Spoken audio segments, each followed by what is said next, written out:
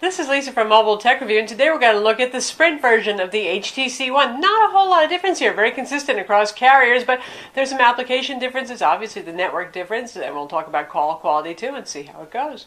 So here it is, the Sprint version of the HTC One, available now, $199 on contract.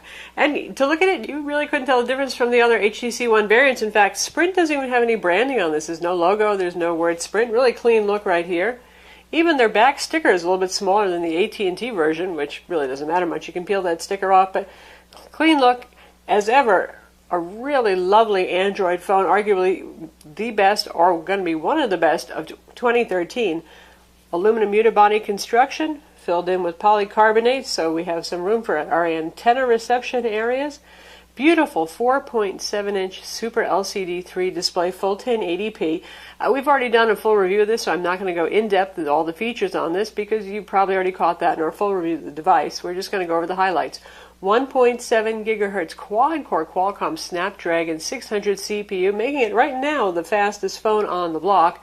When the Galaxy S4 comes out shortly, it probably will score equally as well, maybe even a little bit better because it's clocked slightly higher. We'll have the same CPU in this country. You've got dual-band Wi-Fi here with AC support, Bluetooth 4.0, NFC, a GPS with GLONASS.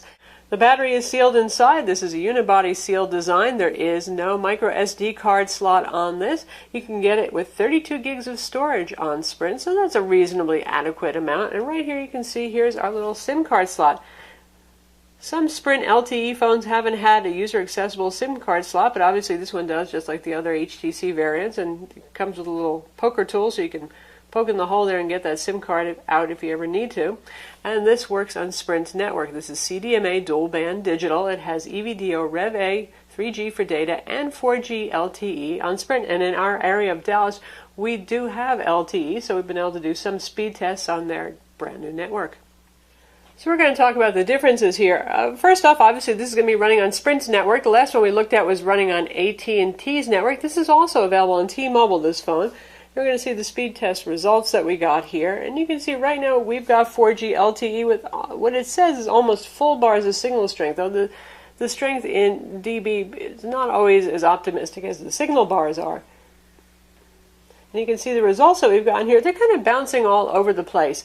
Now, the really low numbers that you see here, like 471 and 530, that's when we were testing it on 3G, on their EVDO Rev-A 3G network. So obviously that's going to be quite a bit slower here. And we've gotten as fast as 11 megabit per second down, and upload speeds so far have not been too high on any of our test runs, but we have managed several times to get about 9 megabit per second down. Now, obviously, this is going to depend on where you're located. Right now, LTE is in a couple of metropolitan areas, more than a couple, really, several, but they're still building out the network, so we hope that speeds will improve, because as LTE goes, this isn't too rockin' fast, but certainly it's a huge, huge, huge improvement over EVDO Rev-A 3G. And in most cases, it's an improvement over WiMAX, which really never offered the speeds that we had hoped for. In terms of call quality, good call quality on the phone. Now, in our full review that we did using the AT&T version of this, we had some issues with call quality, and it was really just average. It turns out we had a defective phone. We got a replacement phone, worked just fine, and so does the Sprint version. As long as you have a decent signal there for calling, it's a 1X network, nice, clear call quality. We have dual microphones on this. We have a secondary microphone on the back for noise canceling, and that's located right here, and it really does help to improve call quality quite a bit.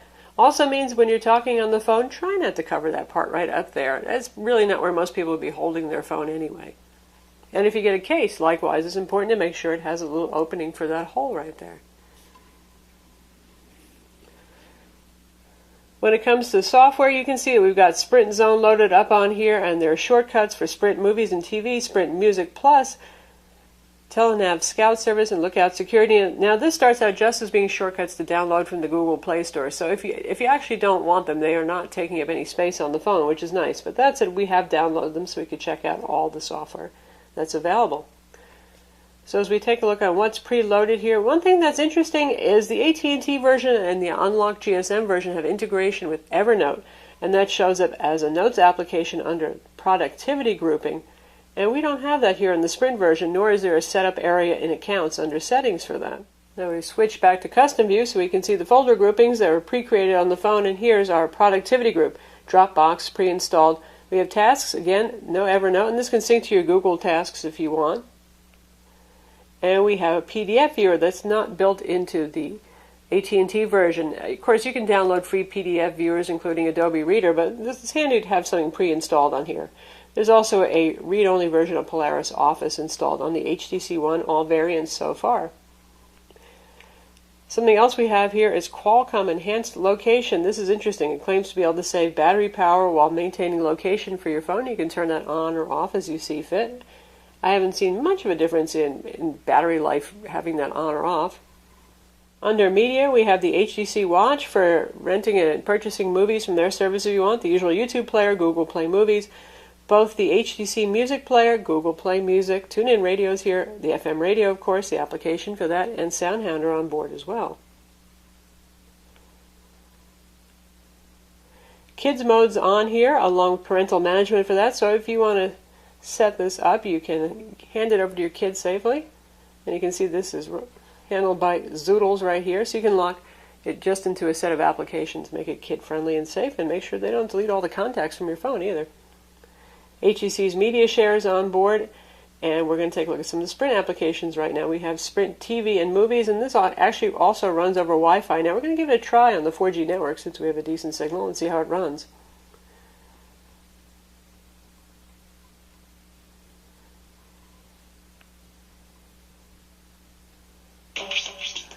And here's our Mobi TV powered application.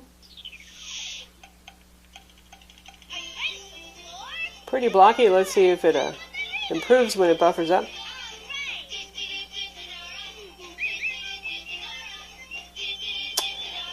Still pretty blocky. And let's try it with Wi-Fi on, see if things get any better. And now here it is with Wi-Fi on. Way more watchable. The blockies and jaggies are gone. I'm pretty surprised at that, given that we have a reasonably good Sprint 4G signal going on here, but that is what it is. So there's your Sprint TV, for those of you who are fans of that. And Sprint Music Plus is here, so you can purchase music if you want. I know this is a pretty popular service, DRM-free stuff. You have access to your own library, music store, ringtone for ringback service.